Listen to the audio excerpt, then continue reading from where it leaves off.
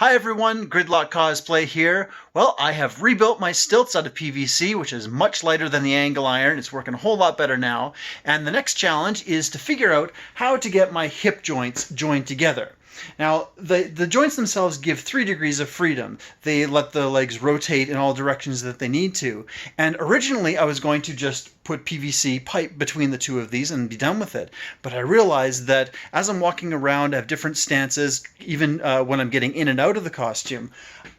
The legs need to be able to shift further apart and closer together. So I need to build a hip joint between the two of them that can manage that difference. Here we go.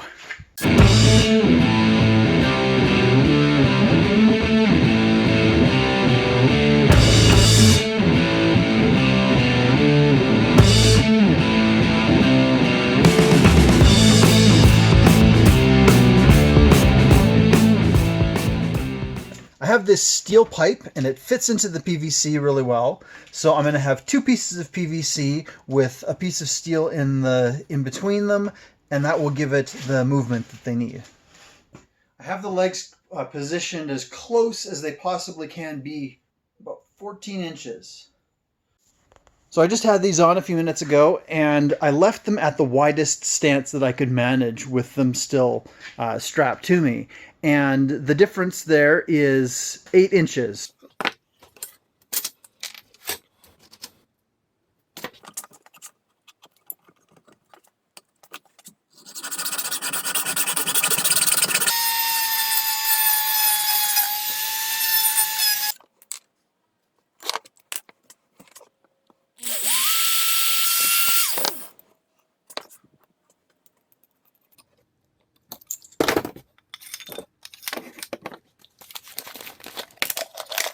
Found these at the dollar store. Good selection of bungees. And I'm just going to get one of them here. So then this is the middle of it is going to attach to the bolt. And then about right there, I'm going to attach these onto the PVC so that, there you go, it keeps it about in the middle. Here we go. Once I get it right. There. One thing I did here quickly is I cut 3/4 of an inch off of the T so that it doesn't stick out quite as far. I might do it with the elbow as well, but I don't have to do that right away. I can still finish the hip itself. Now, these pieces over here have come in handy because what I'm doing is using them as clamps to keep the bungee on here. I've undone the bungee and just to get the maximum length, and I'm just putting some duct tape on there. Before I continue with the hip, though, I have to work on some more of my strapping so that the stilts actually work by themselves. I've been just using some Velcro just to strap my toe in, but I have to actually build that part. What I need to do is make an electrical strap for the toe. I'm building a test piece first, of course. I've got a 10 RPM geared down motor, and it's attached onto this threaded rod, which doesn't really need to be, but that's what I've got. And it's working on 12 volts. So this is about the speed that it goes. I think that'll be fast enough. Right now I'm just going to test to see if it is strong enough. Found this in the middle of the road. So I got some here, got a 20-inch length. I've cut it in half, and that's what I'm going to use for the strap. So I'm going to, I think, glue it onto here somehow, probably with an epoxy.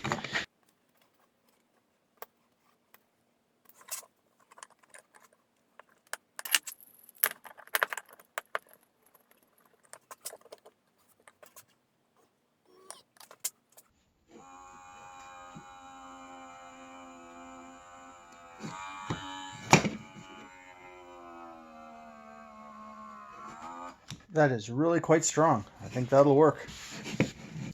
Surprisingly, the epoxy is holding really well, so I'm going to install this right onto here.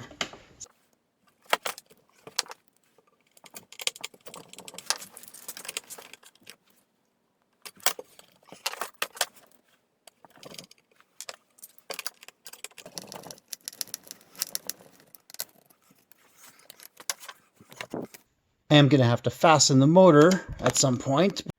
I finally took a moment to build myself an H bridge so that I can just hook it up to the battery and hook it up to my motor and then have my 2 buttons for moving the motor.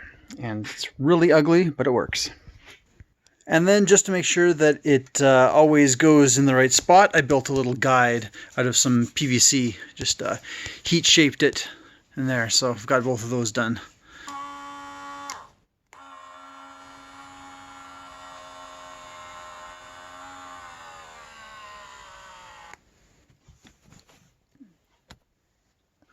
I really clamped my hand down on there. The wire that I was going to use has a really high resistance, and I happened to have gotten these a couple of months ago, forgot about them, but I did a test on it and it works, doesn't lose too much power, and I have just enough to be able to wire up all 4 of the motors.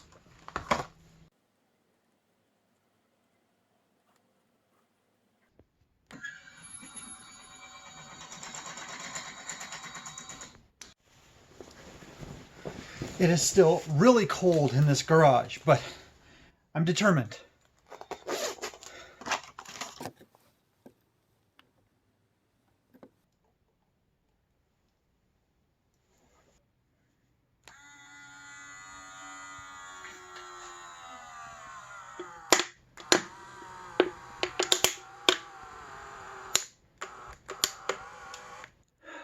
Here's how strong the motor is.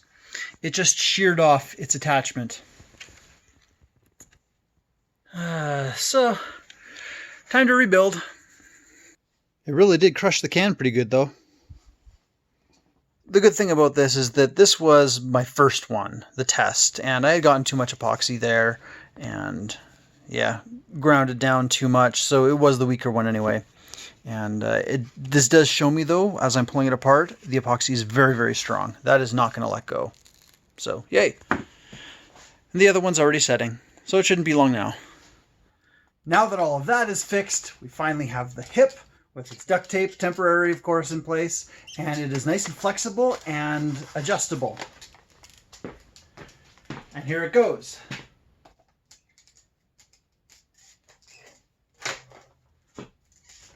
There we go. Now there's all sorts of movement, very flexible. It should be able to handle every kind of movement that I'm going to be doing in this, which isn't going to be too extreme, but it should be enough now. Well, that is all that's happening in this video. Thank you very much for watching, and I hope you join me for the next one. See you later.